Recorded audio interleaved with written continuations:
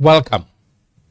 This is Business Week, a weekly program of Business Day television, during which we examine some contemporary economic issues. And it comes to you every Monday at 9 a.m.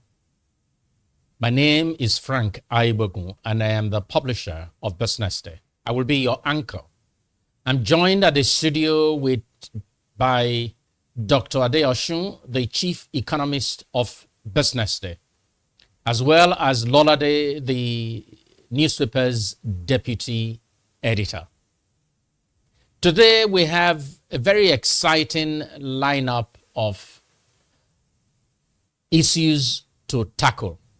But before we go into the program for today, let me just provide a roundup of what is happening around the world as we speak today. Gold has surged to 3,800 an ounce. It is highest level ever. China today opened what is meant to be the world's highest bridge to the public in a region above about 700 meters above a gorge. And it is reputed to be able to cut the usual journey between the two ends from 2 hours to only 2 minutes. Only 2 minutes. President Donald Trump will today be meeting with the U.S. congressional leaders from both parties as he tries to fend off a looming shutdown of the government. For Argentina's leader, Javier Milei, this year came with a very promising start. But it would seem that the crane saw has suddenly jammed. And what is the result? Crushing debt, panicking investors, and threat of political instability. Botswana has launched a citizenship program to boost its economy and to pivot it away from overdependence on diamond. Iran says it has executed the man it calls the major spy for Israel. And finally, today in history. On this day in 1789, the U.S. Congress formally established what we now know today as the United States Army. Now, gentlemen, let's get to the matters of today. Detty December. A phrase that became very popular after the holiday season of December last year. Many in Lagos did not even know what was happening, but they could sense that traffic was unusual. And then later, reports in the media began to circulate about how there has been almost an influx of everyone among Nigerians and even foreigners abroad who were headed to Lagos and other cities just to have a feel of the music, of the dancing, and other things associated with December in Lagos and Nigeria. So, ladies and gentlemen, what truly is Detty December? What does it mean for us? At least, what does it mean for you? Dr. Adeosun. Thank you so much. So, in Nigeria, we are quite humorous, let me put it that way. And I like how we change the spelling of the dirty to D-E-T-T-Y. We funkify to the word. And that's the kind of vibes. We are generally largely happy people. Yeah. And I remember that back in the days, you could easily travel to the village, and then they used to have Detty December in the villages. But now it looks like Detty December is now an urban phenomenon, largely Lagos to some extent, maybe Abuja, Port Harcourt, and Calabar.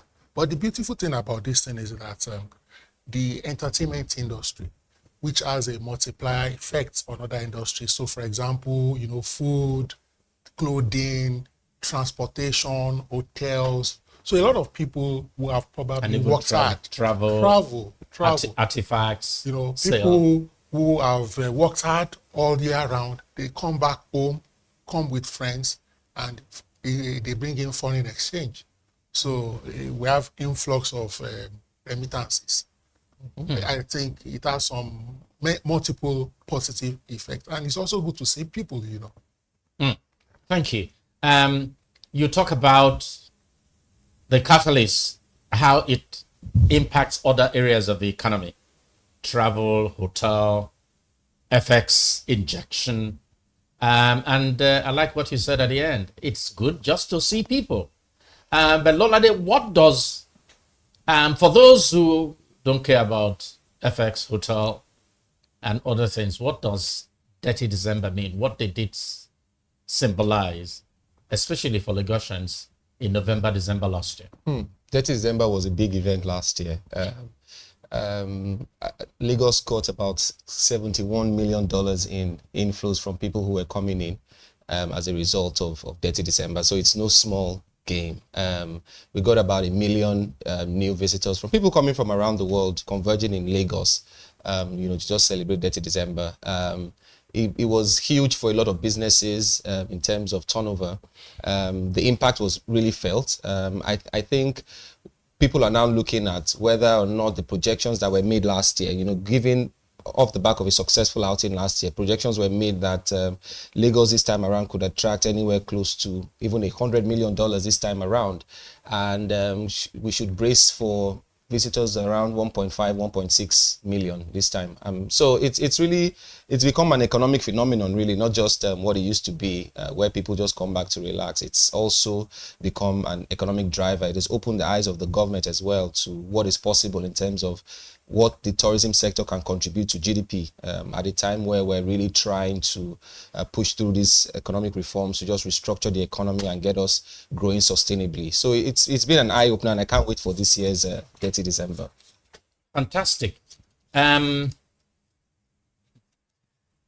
It's a good thing. But what are the downsides of Detty December? How does that a lot of frustration, traffic, sometimes unmanageable, and just seeing people invade the city, as it were. How much of that has become a nuisance? Well, it's a big problem. Like I said earlier, over 1 million people, new visitors came into converged in Lagos last year. So definitely that led to traffic gridlocks. And if you ask me, I don't see that changing this time around because of the poor state of the roads. So it was really frustrating for a lot of people. People haven't even started arriving yet, and the traffic gridlock is really there for, impacting productivity and all of that. So it's a real hassle. I imagine people would just want to see more investment going into infrastructure to ensure that we're well prepared for another round of Detty December, so that the frustrations that come along with it would easily be forgotten or brushed aside. And the examples we can take, from cities with the size of population that Lagos has, in terms of just ensuring that we allow easy flow of traffic. There are multimodal, different models of transportation on board to ensure that our roads are not clogged up.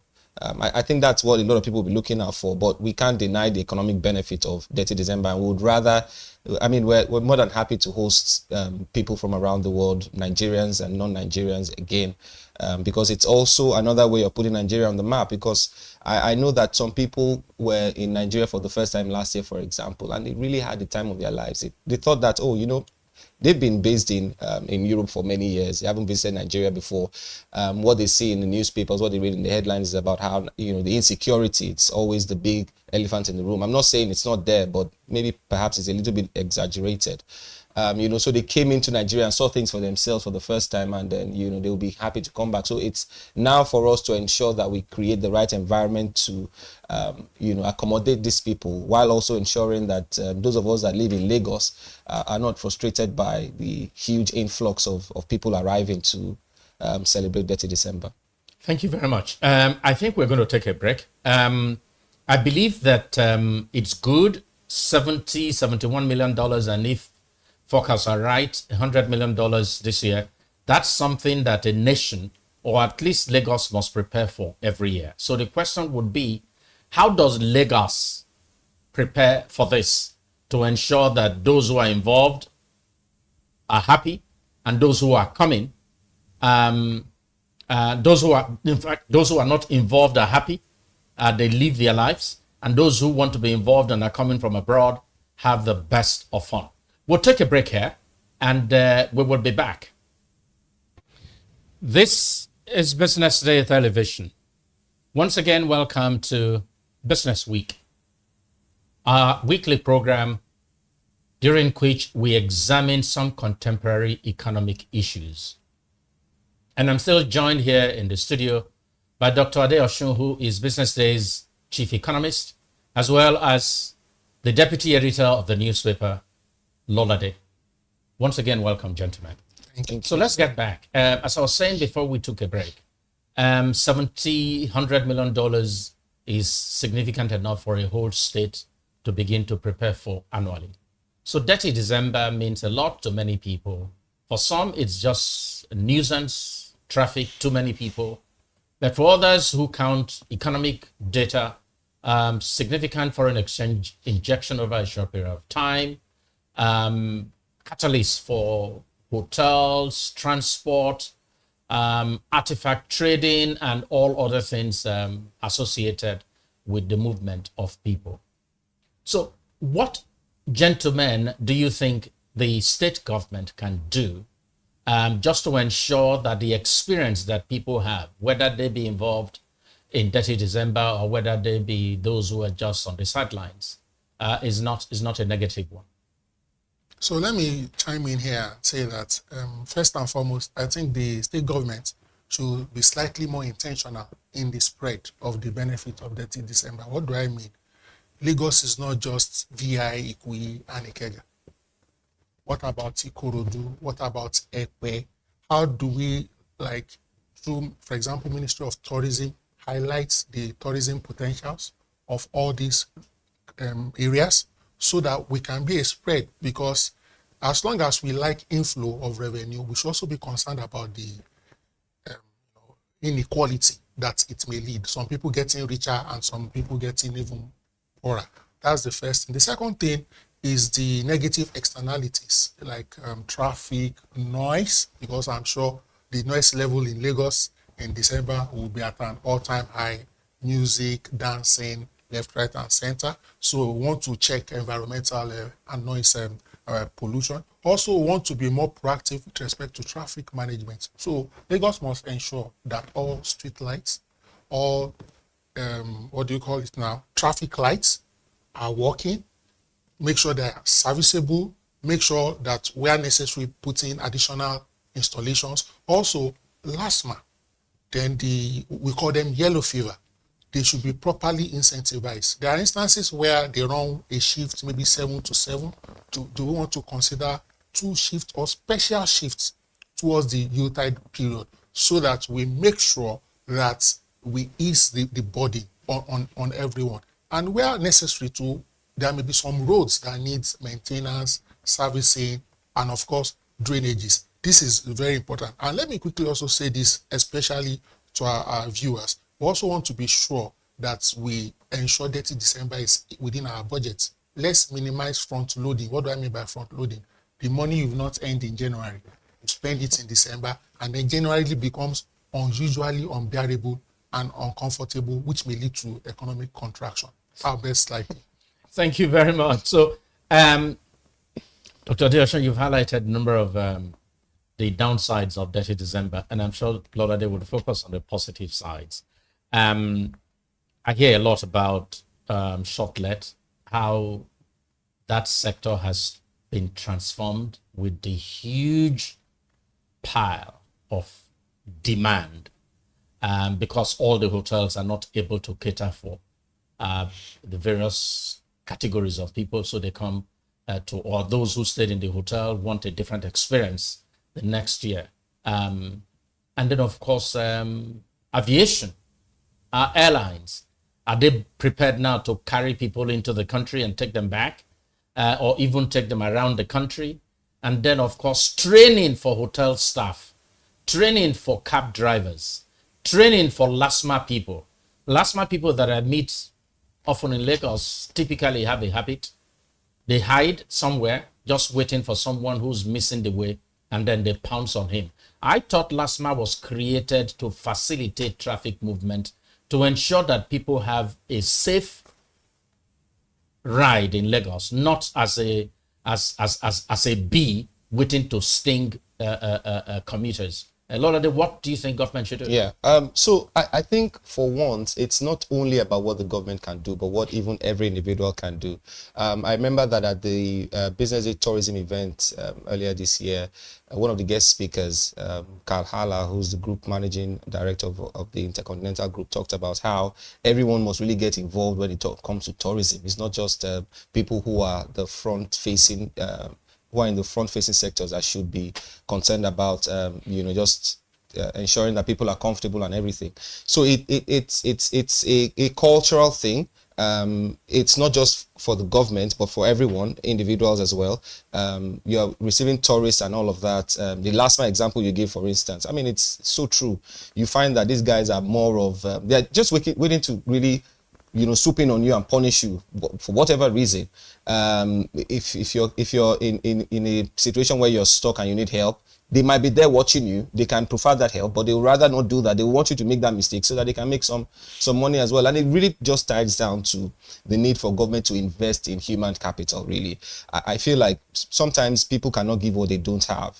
With more education, more enlightenment, it becomes more, I mean, your mannerisms, the way you interact with people is more refined, is more polished.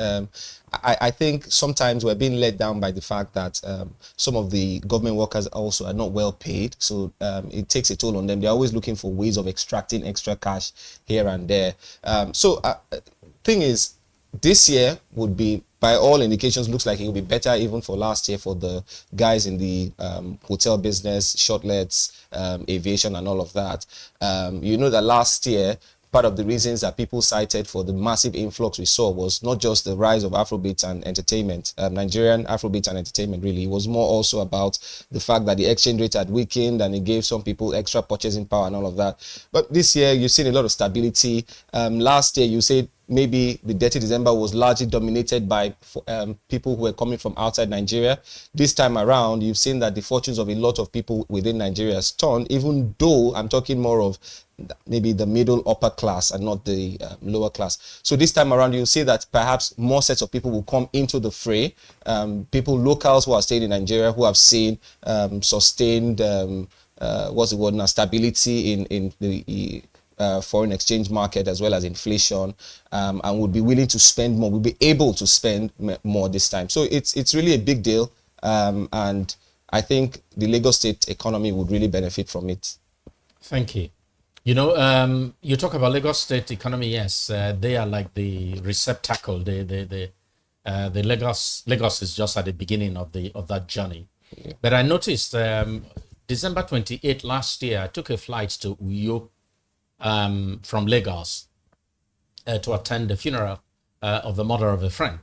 And I noticed on my flight going, there were mostly Igbo-speaking people sitting around me who were essentially going to not Uyo, but were heading to the east, but they found Uyo to be a better, or the airline that was flying to Uyo to be a better airline to fly into. So there is indeed a way to say that Detty December is not just a Lagos phenomenon. Yeah. That there are people who get to Lagos, probably stay 1 or 2 days, and then they head go elsewhere. To especially the east. So whatever we're saying now that applies to Lagos also applies to the state governments in the east as well. That they must make deliberate efforts. They must be intentional about attracting tourism to their own cities as well. If I can just quickly say please, something. because we're going to have to take a break. So very quickly, for example, last December, the federal government, through the National Railway Corporation, made free trains available for like 25 days. back to back. I was a beneficiary. So I think that also helped to ease movement and mobility and less transportation is key. pressure on the, for example, Lagos roads. Ibadan road. Also, because you highlighted, which was I find very fascinating, training. If you check a country like Egypt, they have what they call tourism police. Egypt, Greece. Their uniform is different, and many of them are multilingual. I think we must begin to see how to train and bring on board even traffic people who are multilingual and extra friendly. I agree. I agree. And who knows, maybe at some point in the December period, the central bank will probably be thinking about a special rate for those who are exporting foreign exchange to Nigeria, so that you are not just prompting this by more music and more dances, but we're also creating incentives for foreign exchange injection into the economy. Anyway, gentlemen, please don't go away. We will be back shortly. This is Business Week. Welcome. Once again, this is Business Week. We'll continue our conversation as we do every Monday from 9 a.m. when we examine some contemporary issues, some contemporary economic issues. Before we went on break, we were dealing with the phenomenon Detty December. We will now go straight to talk about MPC's action last Tuesday. The Central Bank Monetary Policy Committee delivered a rate cut of 500 basic points. And the question that I'd like to ask my guests, my guest here, Dr. Adeosun, who is Chief Economist of BusinessDay, and Lolade, who is the Deputy Editor of the newspaper, is simple. Can we size up the benefit or the impact of this cut in MPR? Okay, so typically when there's a cut in benchmark interest rates, it means that companies are able to access credits cheaper, right? And in Nigeria, we've had aggressive monetary tightening in the last 2 years, just trying to target inflation and bring it down. And now that inflation has been has been decelerating, for 5 straight months, the MPC or CBN convinced that it's time to cut rates. So for one, the benefit is that companies would get to have access to loans at a cheaper rate. But it's just a 50 basis points cut. People might say that, but I think what is very important is that whatever happened at this meeting is only a start to what is now going to be a cycle of monetary easing. So even if all of the gains don't come in now, with time, they will start to trickle in. Now there's a lot of expectations that by the next meeting there will be another cut, and that will continue next year. We've already seen that there's a direct correlation, like I said, between how companies access credits, the rate at which they access credit, and then the NPR. And I'll give you an instance. So last week, the stock market gained 200 billion in market capitalization as a result of the rate cut. Now, we know that some companies have not released their financials, so banks have been dragging the NGX down. But I think investors are just pricing in the fact that we are now in a cycle of monetary easing. And it means that the funding costs of these companies that are listed on the NGX will start to come down. If that happens, it impacts on profitability. So they are already pricing that in, and we're seeing the gains already. So for one place to look at for the real impact of the NPR cut will be the stock market. If you look at the fixed income market as well, you see that rates have actually been trending for most of the year. So that already was a signal to investors that if the CBN didn't cut rates at this meeting, they will definitely cut at the November meeting, which they have cut now at the September meeting. So the trend has continued. Rates are coming down. That is good news for the federal government, because we also know that through the debt management office, the federal government tries to raise loans and debts, from the market. If the rates are coming down, it means that the government will pay less in service costs, servicing the debt that it has taken. So which is also good on that side. So it's might be a small cut, but I think the focus really should be that this is the beginning of just a cycle of monetary easing. For the last 2 years, we've seen tightening, rates have gone up. The CBN has been aggressively mopping up liquidity. They were back-to-back open market operations, which have slowed this year, all pointing towards the fact that indeed the economy is starting to turn the corner, and the CBN is also ensuring that the conditions are right to ensure that growth is really fast-tracked, and we can, just essentially lift more people out of poverty, because that's really the goal for an economy like ours. Dr. Adeosun, how quickly do you think the cut and that which we expect to see in the future will translate into lower interest rates for businesses?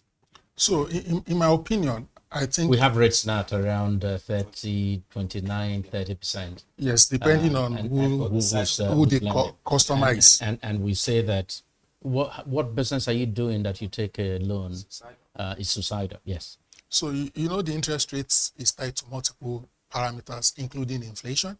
And inflation is still around, let's say, 20%, thereabout. But again, thank God, as it's not just the NPR, we also have the cash reserve ratio. So, multiple decisions were taken concurrently. And the cash reserve ratio, if you look at it, is still relatively high.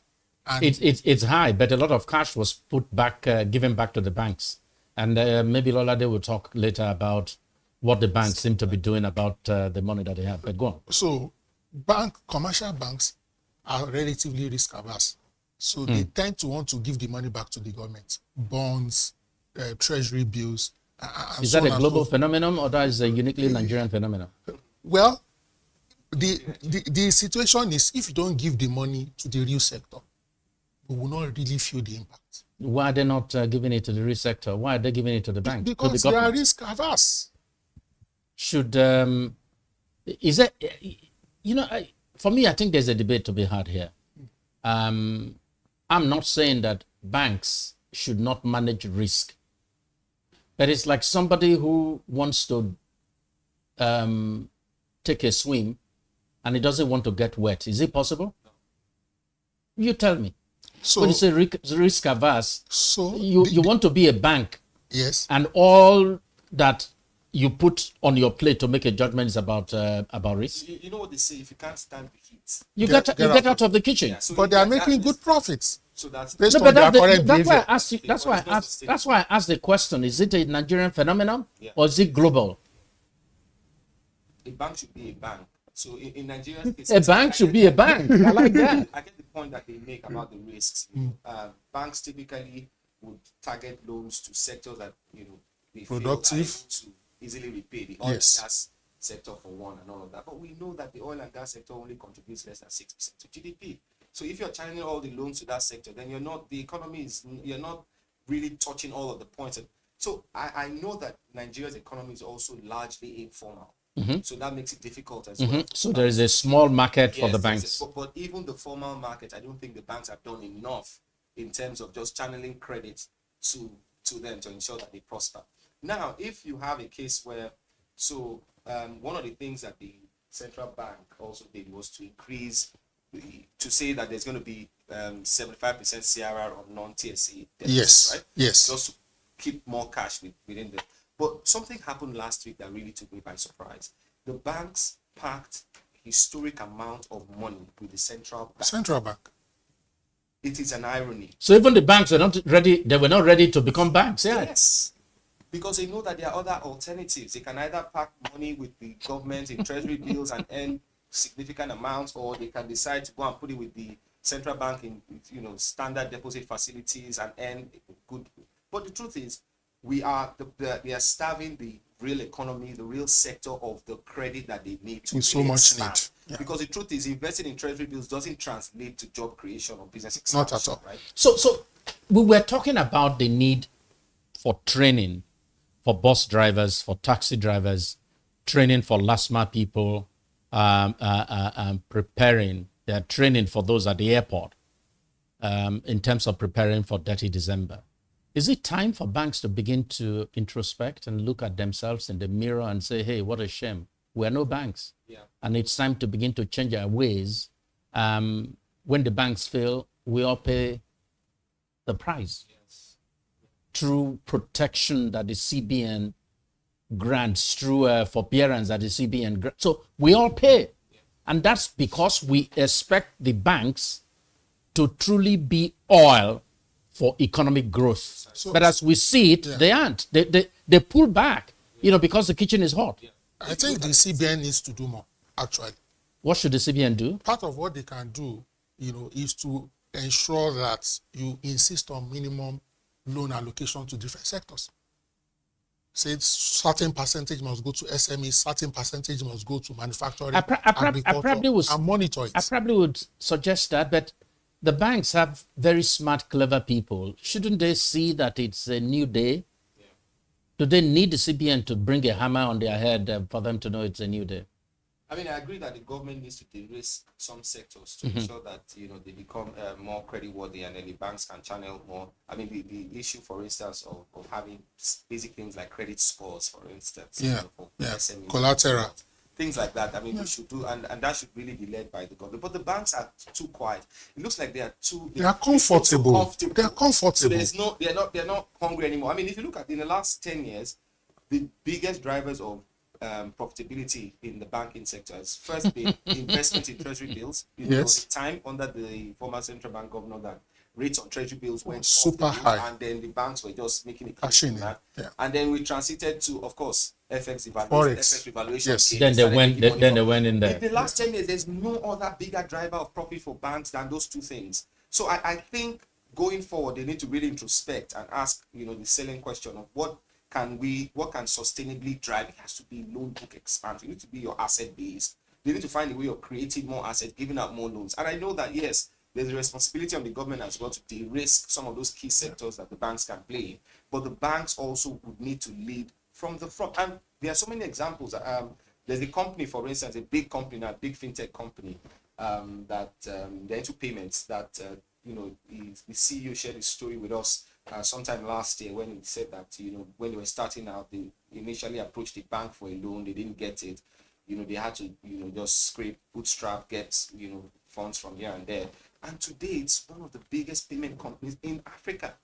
I just don't want to call the name of the company, but you know what I mean. So sometimes the banks are risk averse, but they don't even try the least they can do to just, do some more due diligence. So to add to what you are saying, Lolade, we still also need to look at bringing the loan rates down. It is way too high. Yeah. How many firms? Yes, I know some are trying to access loan, but some are not even budging because it doesn't look realistic. The rates are high. High rates, high interest rates. How sure are you that you turn over production and make returns to pay? But clearly, I mean, if we have inflation at 21%, we should be seeing rates at something like 24.5%. I mean, where's the savings rate? You get it. And for me, that's it. But another point is to also say that the direction of travel of inflation is downwards. It's certainly southward. There's no question about it. And the banks need to get ready, because what it means is that businesses will be able to go for loans at maybe 18-19% interest rate. It is this same problem that afflicted the economy that saw the central bank creating different intervention funds. In my view, the CBN was just taking the launch of the banks, and they stood there doing absolutely nothing. And I hope they don't wait again for the CBN to start, because, those things, tended to have created more trouble for the economy. True. These are roles made for the banks. The banks are meant to take risks. Yeah. Any bank that doesn't want to take a risk, the CBN should withdraw the license, because they are not prepared for reality. Yeah. Precisely. So what are they going to do with the money? Yeah. You get the money and then you go and pack it with the central bank again. And clearly, if they are used to loaning to the federal government, the rates are coming down. So the bankers committee needs to sit up. I know that for many years, the bankers committee was just a yes committee, saying to the then central bank governor, long live may the king reign. But That period is gone now. We have a central bank that is Vibrant. intelligent, that is engaging, that is consulting. I think it is time for the bankers committee to sit up and really ask itself, what is our relevance in tomorrow's economy or today's economy? Anyway, thank you, gentlemen. We will take a very short break.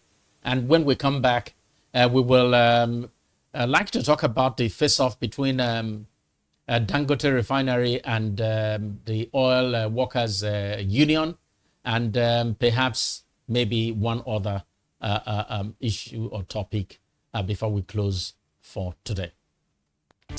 It's Business Day, and we are still bringing you a weekly program, Business Week, during which we examine topical economic issues.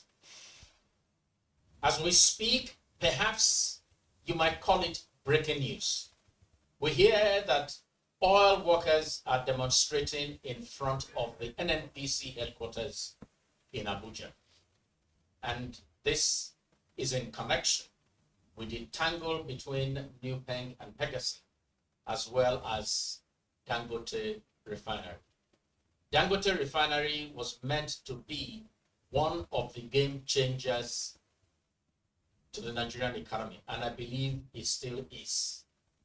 But without any question, it also had the potential of breaking bad habits in Nigeria, bringing an end to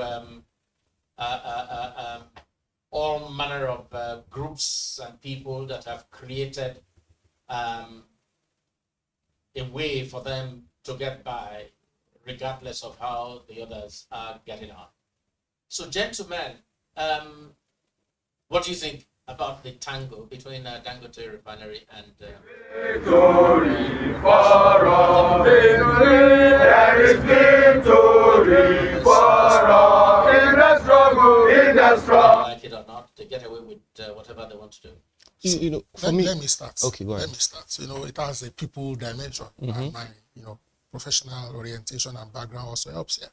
First and foremost, I think there are protocols and processes to declare a trade dispute. I didn't hear any 21-day notice. I didn't hear any 14 days notice. Nor did you hear any dialogue?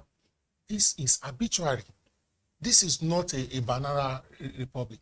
Yes, we can say, was it fair, the process of discharging 800 employees at once? But there are ways to challenge anything that we perceive as unjust or illegal. Exactly. Not to declare a unilateral Hold strike. everybody to ransom? And let me also say here, In a civilian regime? let me also say here, NUPENG private and business. PENGASSAN are not the only union. Have you ever had, for example, HASU going to Covenant University, Babcock University? You don't want to stifle private investment. Exactly. What NUPENG and PENGASSAN are doing now, why have they not done it to ensure the 4 refineries are working? Exactly. Points. Perfect. Let me just tell you a story. For many, many years, Business Day was in Apapa. For the time that we end up, in Amuwodofi. For that time that we were in Amuwodofi, I had to travel between Amuwodofi and Apapa where I lived then.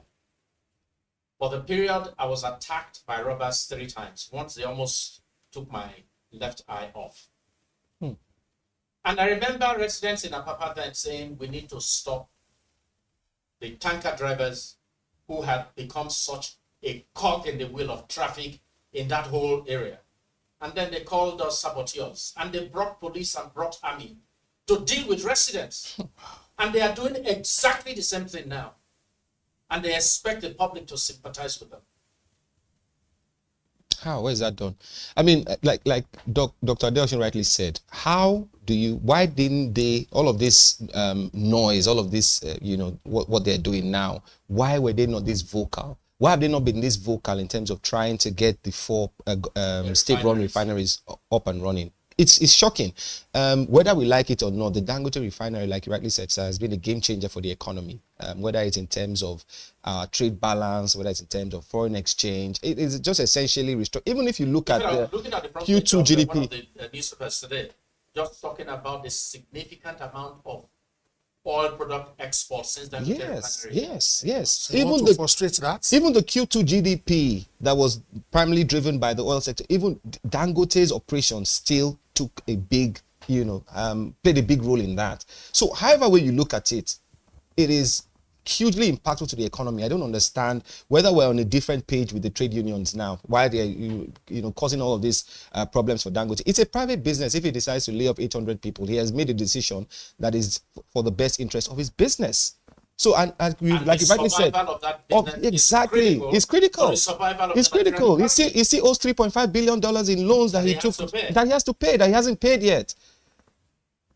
So I don't know where all this is coming from. It's shocking. I think for me, the question today that has to be asked is, has labor become the enemy of the Nigerian economy, or is it a facilitator of the economy? That question has to be asked, and hopefully we will find some answers at some point. Now let's go on to our final point of conversation today, and it's around the very good news that the Corporate Affairs Commission, working with SBN, the Small Business Development Agency, will be making available 250,000 free slots for registration of companies. It's been a long time since I heard such a good news in Nigeria. Yeah, such a good news. Typically a company would have to pay between 10,000 to 50,000 to get those registrations. But now what the CAC and SMIDAN is saying is that for 250,000 businesses, it would be free. And that's huge.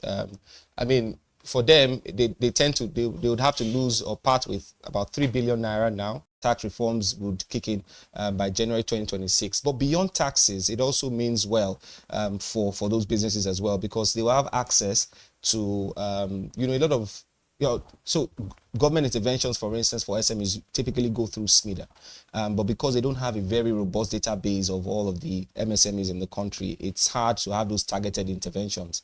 But when you bring 250,000 informal businesses to the formal fold now, then it means that your interventions would have more efficacy, right? And that's really huge. If that happens, the businesses will benefit from it. A lot of these guys, let's not forget, they're running very small businesses with little or no financial literacy, poor accounting skills and all of that. If they get absorbed into the financial formal fold, then they get access to all of these skills and all these benefits, and that can then be the springboard for business expansion and job creation.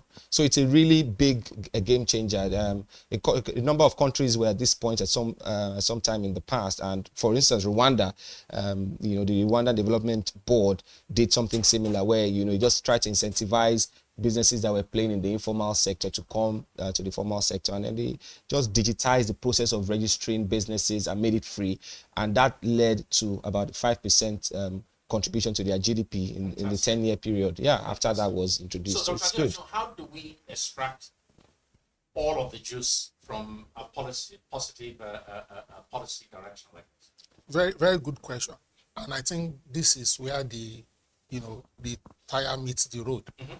Because it's one thing for anybody to register, it's another thing for that enterprise to commence or to continue. So SMIDAN and CAC must put in a robust post-registration framework for monitoring and evaluation. So maybe 3 months, 6 months, 1 year, 18 months, 2 years. They must be able to give us an account in 2 years' time, for example, of these 250,000, how many are even surviving and how many have scaled at whatever level.